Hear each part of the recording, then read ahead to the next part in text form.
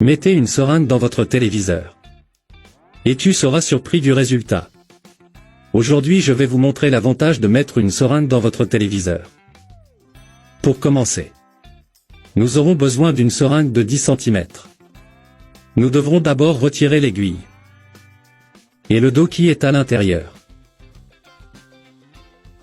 Maintenant, nous allons avoir besoin de cette éponge en acier que nous utilisons pour laver la vaisselle. Étirons-le jusqu'à ce qu'il soit un peu fin. Comme je le fais ici.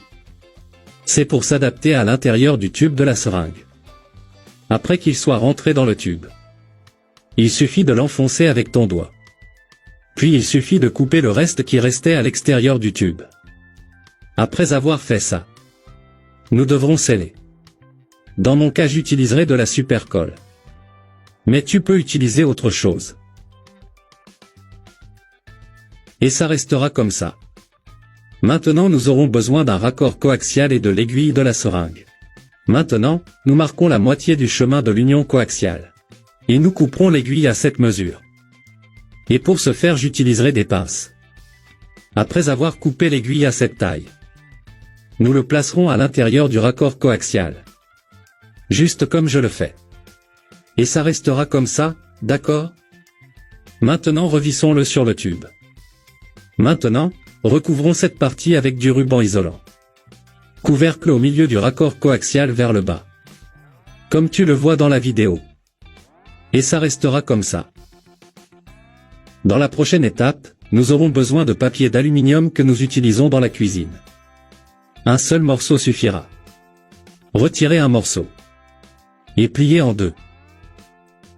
Maintenant, nous allons le dire de cette façon.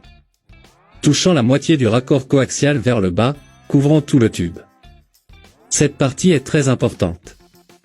L'éponge d'acier que nous mettons à l'intérieur fonctionnera de manière positive, tandis que l'aluminium à l'extérieur agira comme un élément négatif. Pour cette raison, ils ne peuvent pas prendre contact. Maintenant, enveloppons tout le tube avec du papier d'aluminium comme ceci. Maintenant, nous allons avoir besoin d'une bobine de fil. Et on va enrouler tout ce papier qui est au-dessus du fil. Avez-vous déjà fait cela chez vous? Sinon, suivez jusqu'à la fin. Tu ne perds pas en attendant. Après avoir enveloppé toute cette partie avec du fil, enveloppons-le à nouveau avec du ruban isolant. Si vous n'avez pas de ruban isolant, vous pouvez utiliser du silicone ou de la super colle pour sceller. Et ça restera comme ça. Solide et résistant. Et maintenant pour terminer notre processus, nous aurons besoin d'un câble coaxial. Et nous couperons doucement le revêtement en caoutchouc pour découvrir les filaments. Quand tu découvres les filaments, remets-les. Maintenant, coupons à nouveau pour découvrir le cuivre. Cela nous aidera à créer un câble de connexion pour notre antenne. Après avoir fait ça, nous aurons besoin d'un terminal comme celui-ci. Et entrons dans cette partie. Fais ça des deux côtés. Et ça restera comme ça.